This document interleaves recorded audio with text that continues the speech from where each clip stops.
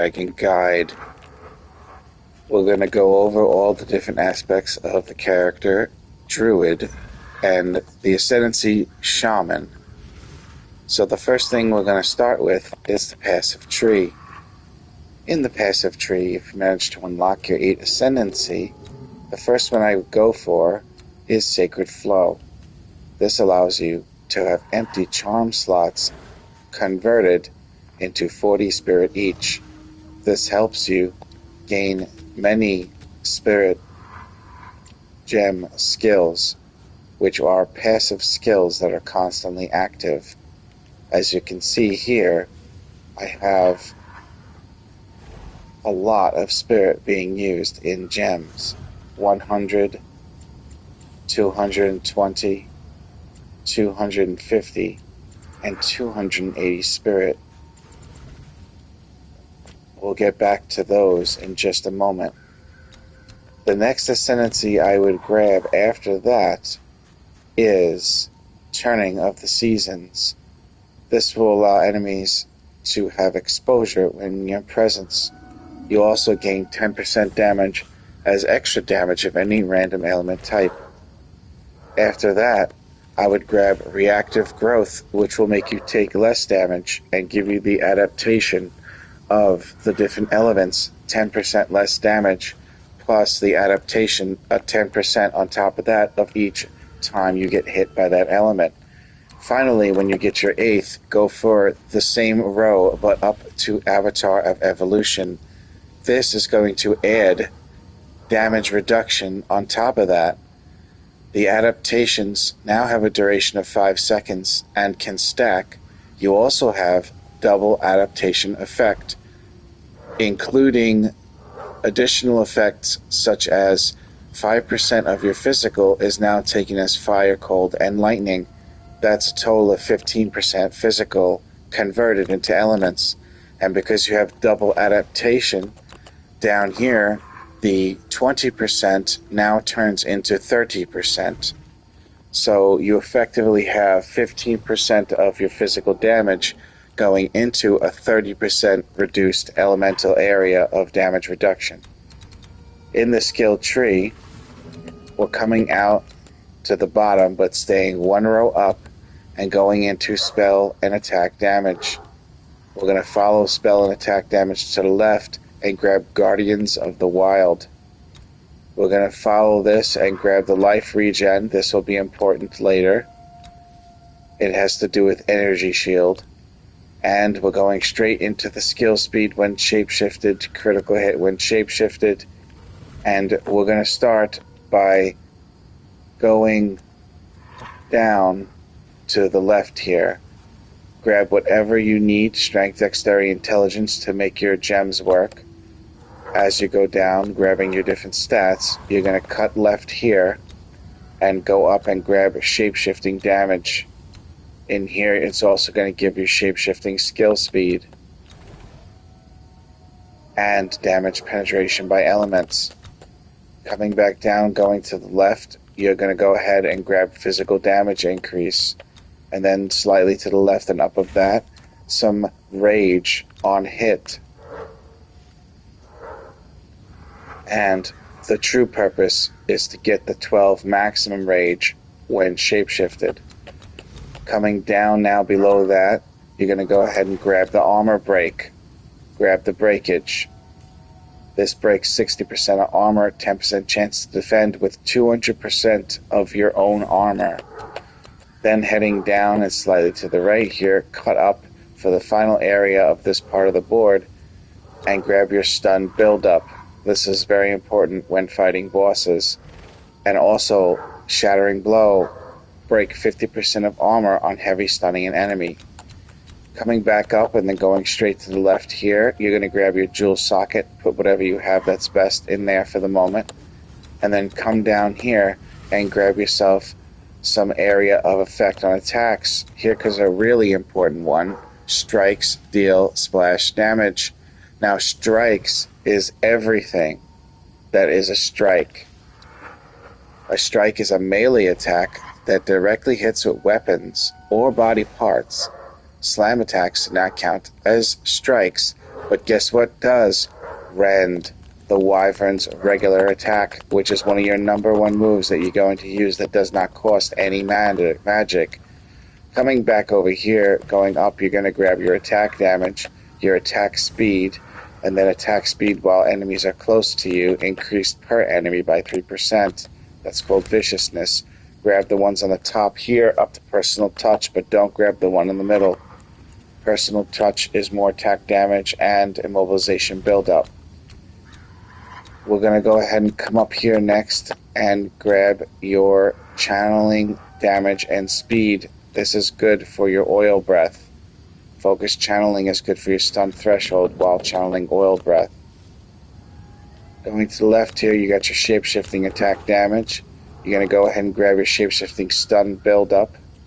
And you're going to also grab down here your elemental ailment that will be much higher when you're in shape-shifted animal form. Coming up here, you got your jewel socket. If you could snag yourself a special jewel that will do a circle to add bonuses, that's great. You're going to come in here, grab yourself some life regeneration while stationary. This was one of the last things that I grabbed, but it's very, very good for survival. And the reason being is because of this one right here, Zealot's Oath. Excessive life recovery from regeneration is applied to Energy Shield. Energy Shield does not actually recharge, so your Energy Shield will only recharge from life regeneration. And also, when you eat a body with Devour, that will recharge your Energy Shield, and quite fast, I might add you. So down here, we're also going to grab your channeling damage and defenses. This is going to help your oil breath again, and we're going to grab everything that's in here, including Droid Cleansing. Sorry, hard to pronounce that. So coming up here, I waited to grab the Ancient Aegis until later, and I went for the damage. I grabbed the shapeshift damage up here, and it gives you some damage from your armor itself. And then you have your Molten Claw. 8% of damage is gained as extra fire damage while shapeshifted. Come back around up and to the left here and also grab your Spirit of the Bear. 50% of damage against immobilized enemies while shapeshifted. 25% increased stun buildup while shapeshifted. You don't have to be a bear for this to work. Now coming up to the top right, you go up here and you grab your shape-shifting damage and specifically select Electrified Claw. Another 8% of damage as extra lightning damage. These scale very well with the stronger weapons and the stronger numbers your character has because of the percentages. Coming back down here, I swung over to the right and grabbed myself armor and energy shield in this spiral, leading to spiral into depression, which increases your movement speed, your armor, and your max energy shield by quite a bit, all of those nodes together. This is the passive tree that I'm currently using. It will only change if I acquire a very special Lilith gem, which I have not found yet, or a way to purchase. Let's go over to our skills. Rend is your main skill, and once you reach level 90, you will have automatically unlocked all of the different slots in here. So the ones that I have is Heft, Magnified Area, Rapid Attacks, Stun number 2, and Rocks Smelting.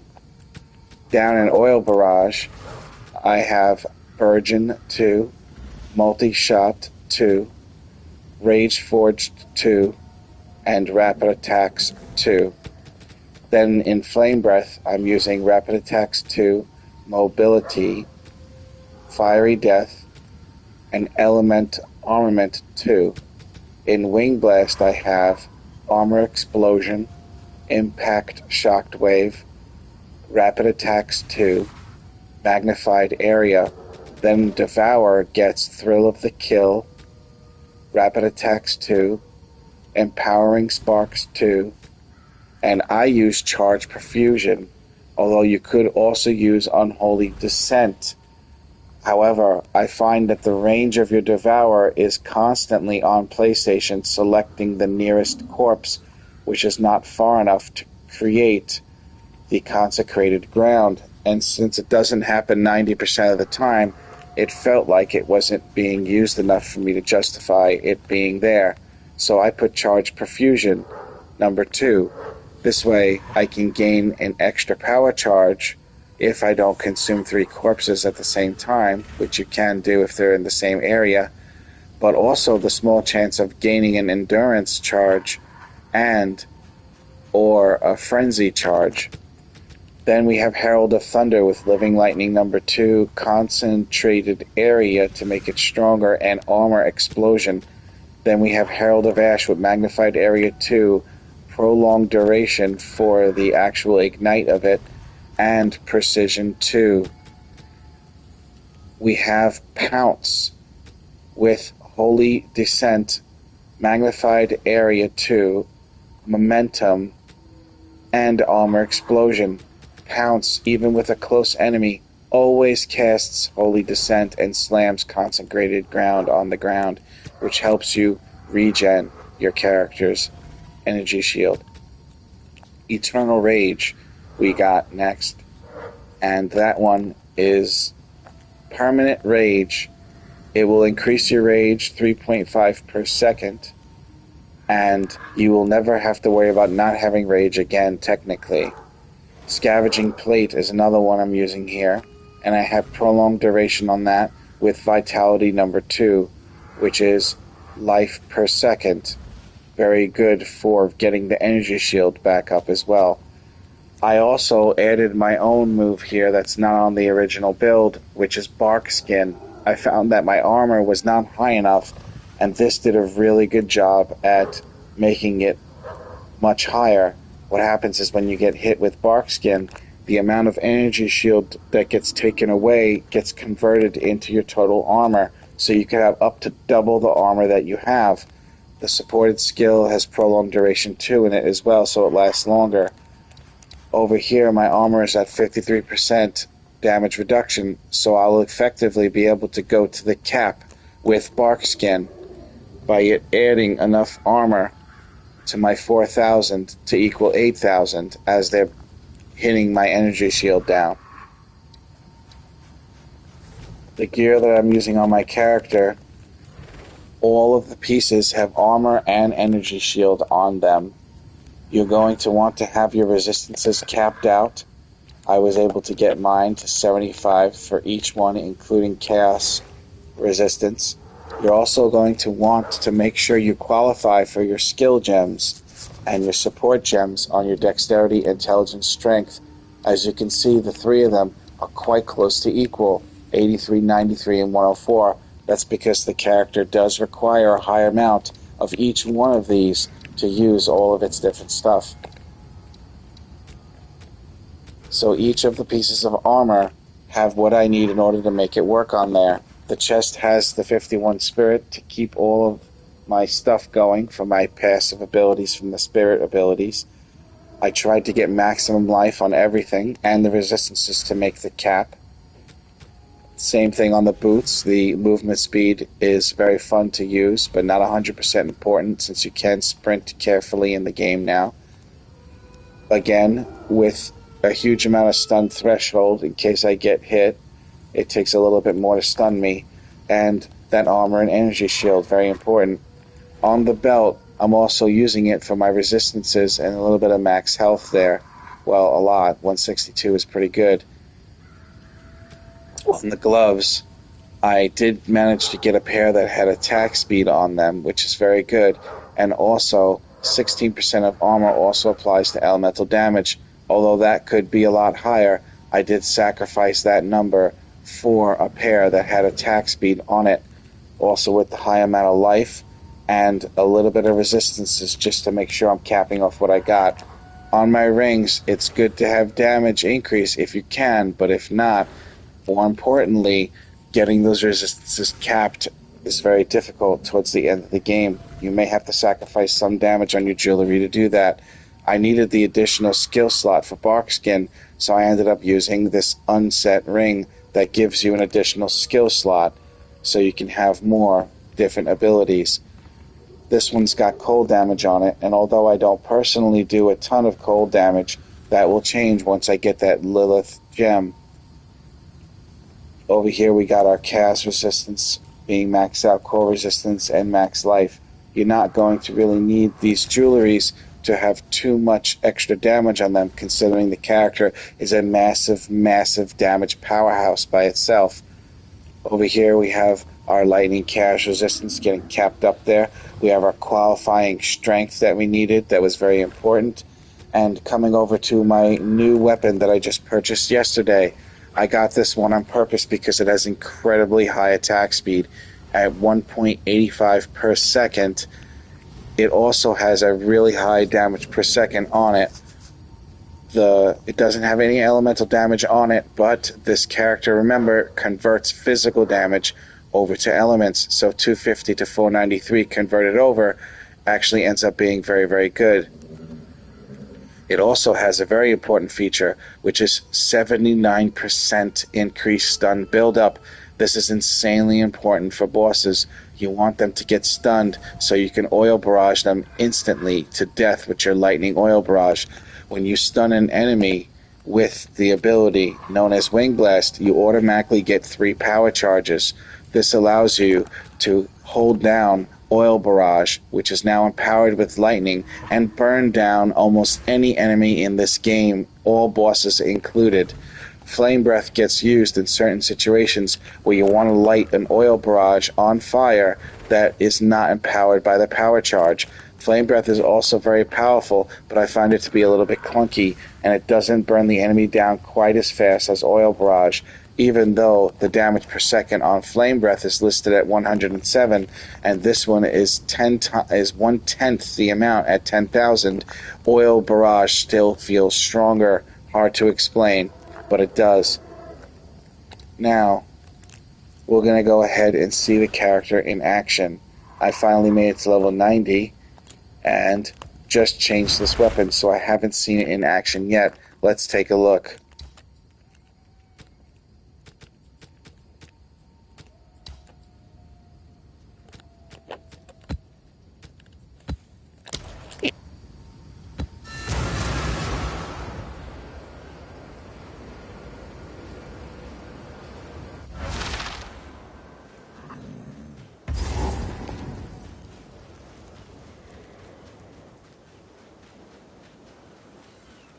Rotten bones!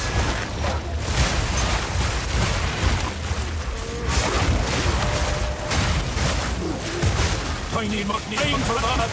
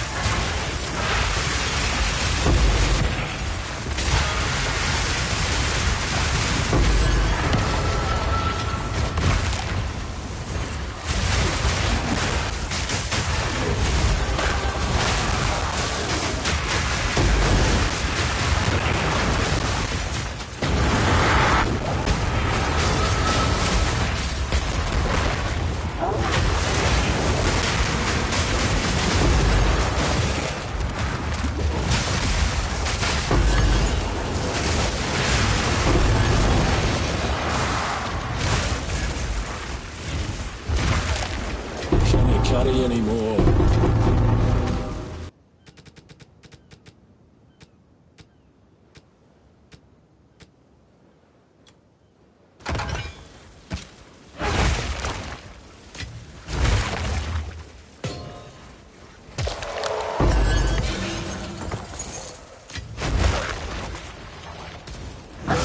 Mortal fool!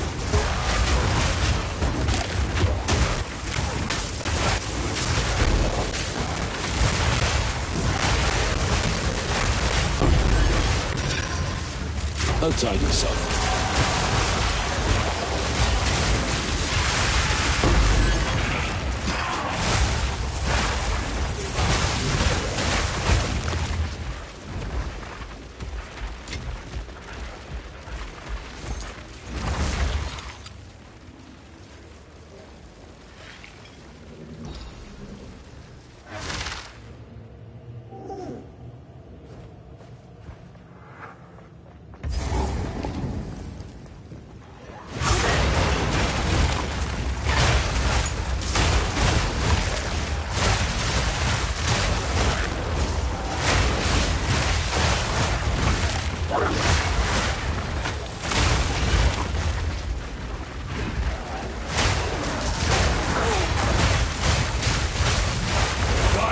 Take it!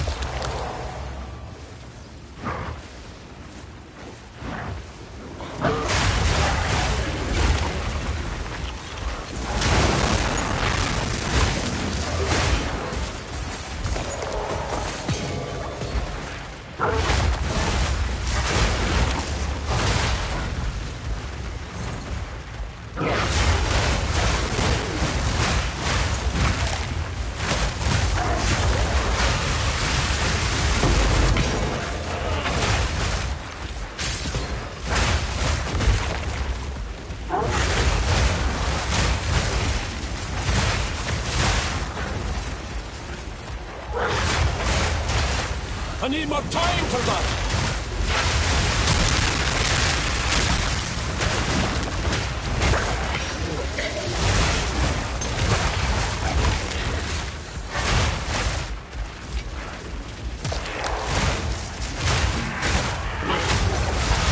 Get on, foul creature!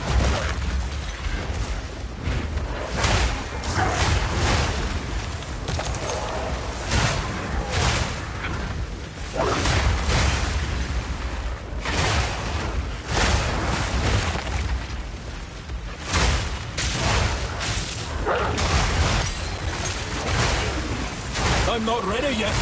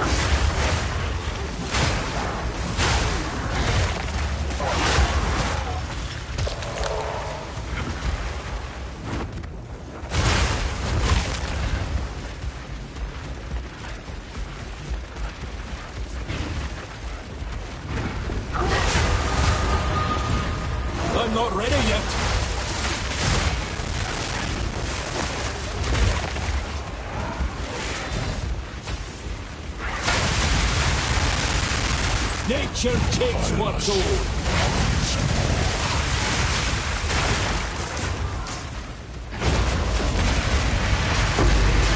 Suffer.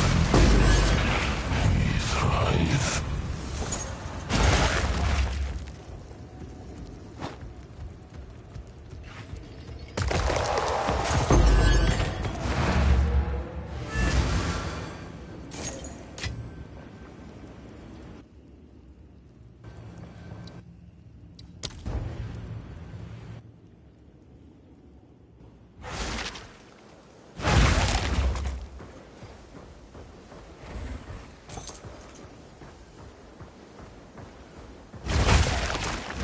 The violence of death.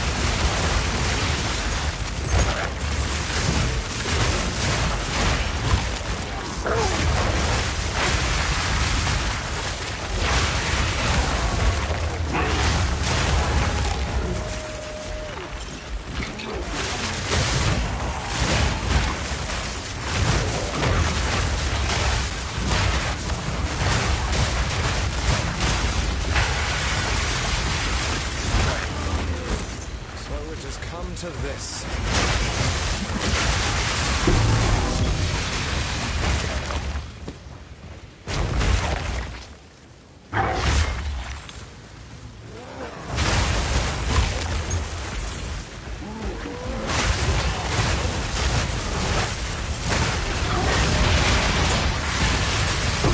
Wilds take you.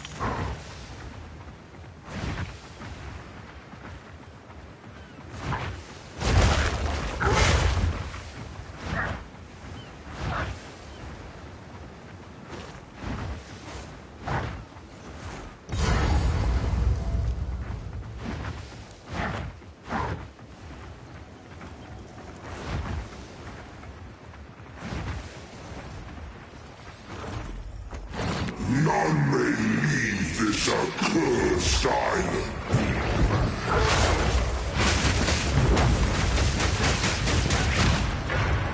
Discipline!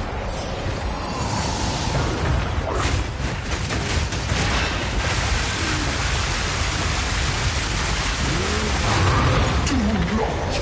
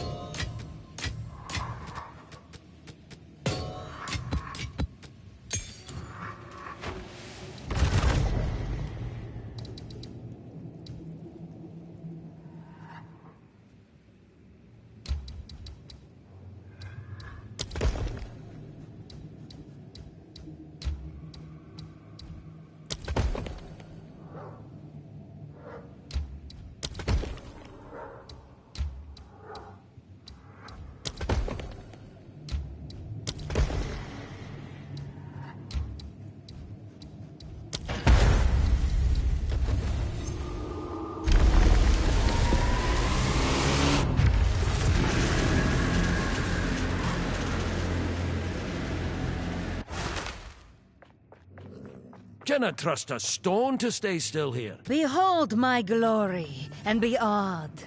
I am your queen, and you live to serve. Never forget this, and you shall walk in the light that shines from within all Val.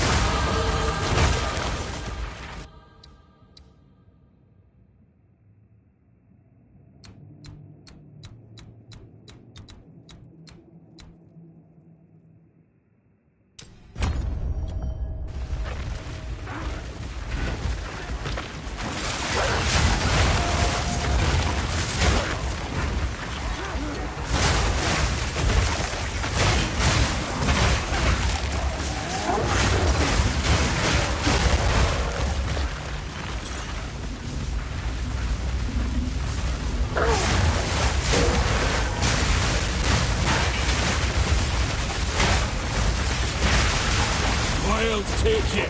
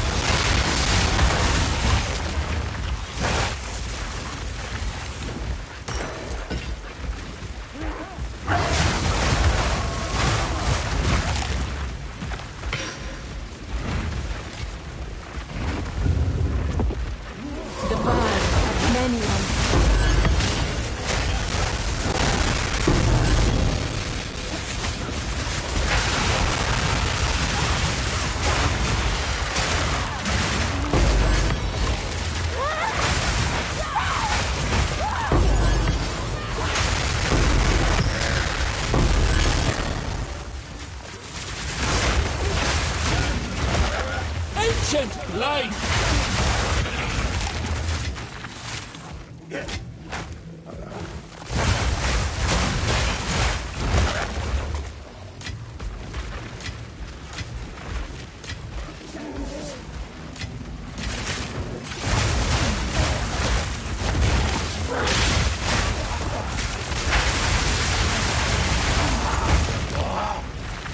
Once again, Doriani and I argued over the consequences of the Red Communion.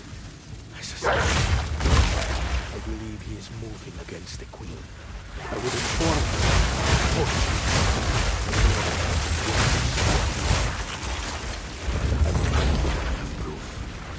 Perhaps his influence triumphed in the abortion. We have all worked our entire lives to make this possible. The greatest minds humanity has ever known carried us this far. Carry us forward. The Vol Empire will. We will ascend.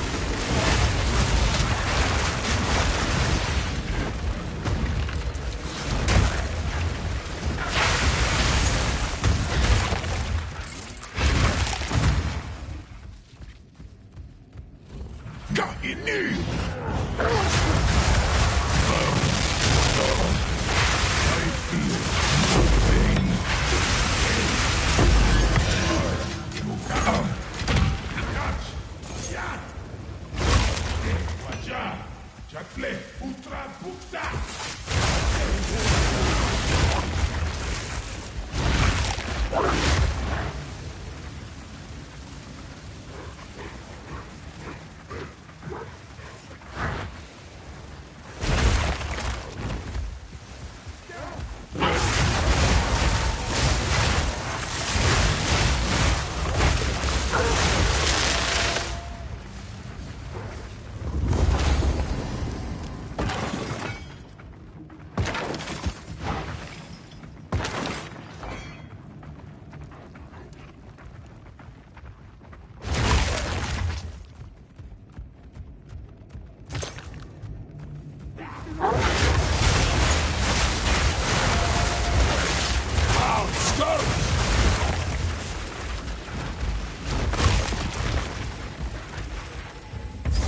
Our gods abandoned us long ago.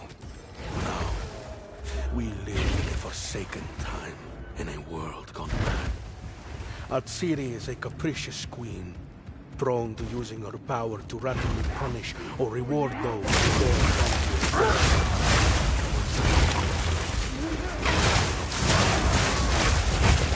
After the words escaped me, I expected torture and a deserved death. But to my surprise, Will her glory! Remain! Will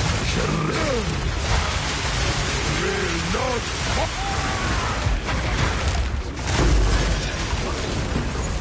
could we ask for? This is the purpose of life. To serve as a symbol of fear and adulation.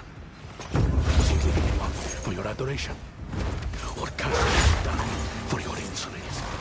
That uncertainty is the source of her power. She will shape our future now.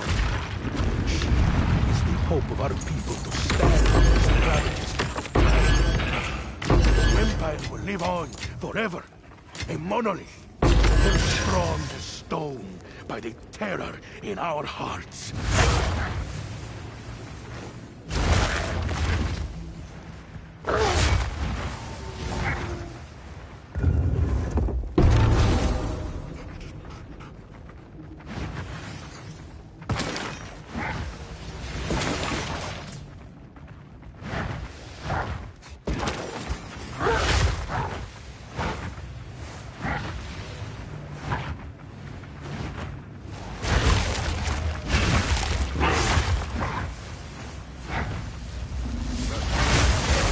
Such a creation!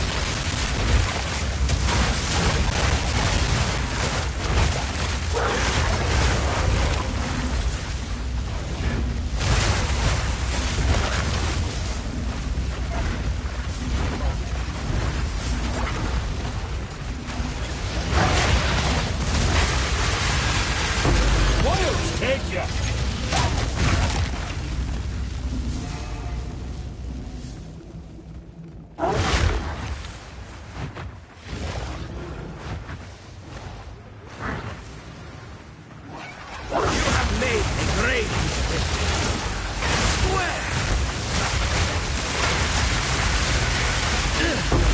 Pathetic idiot!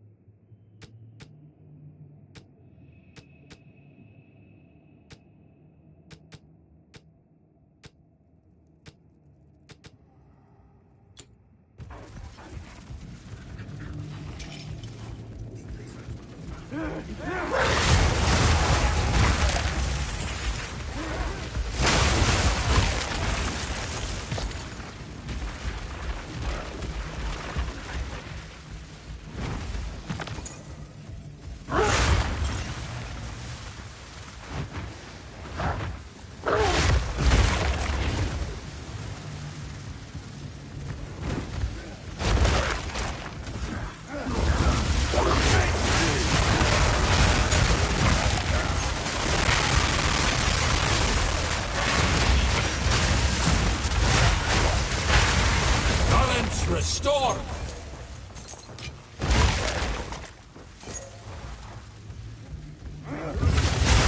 Ancient light!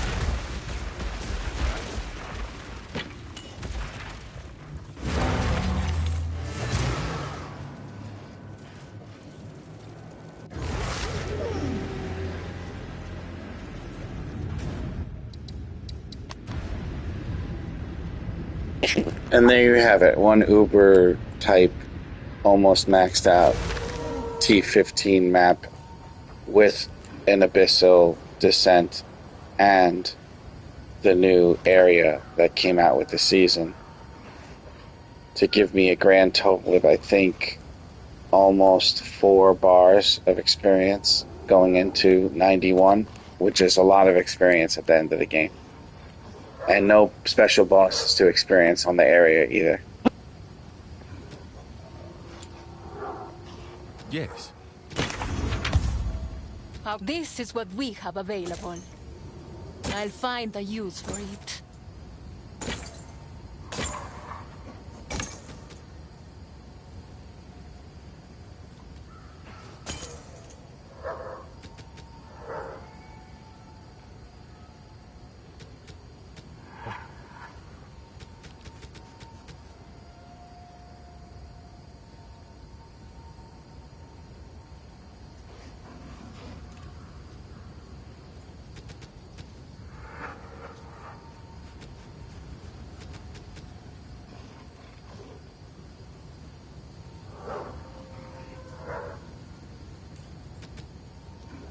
I'll find a use for it.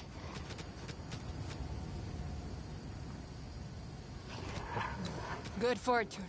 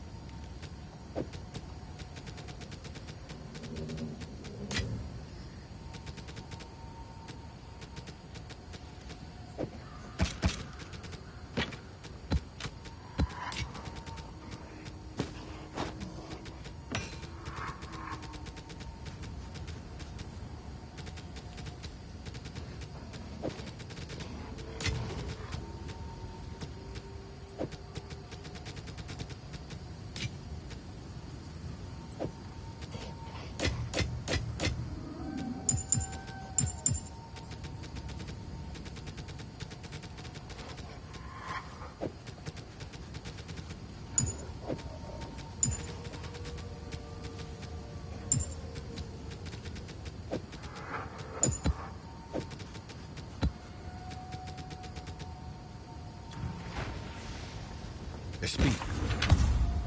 I shall record your deal.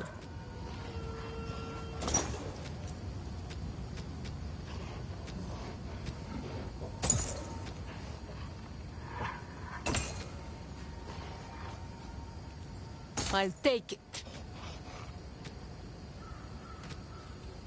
Carry on.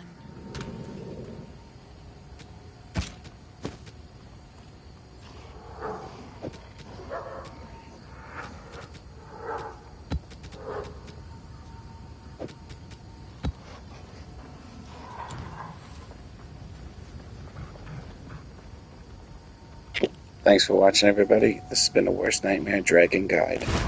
Shaman Druid.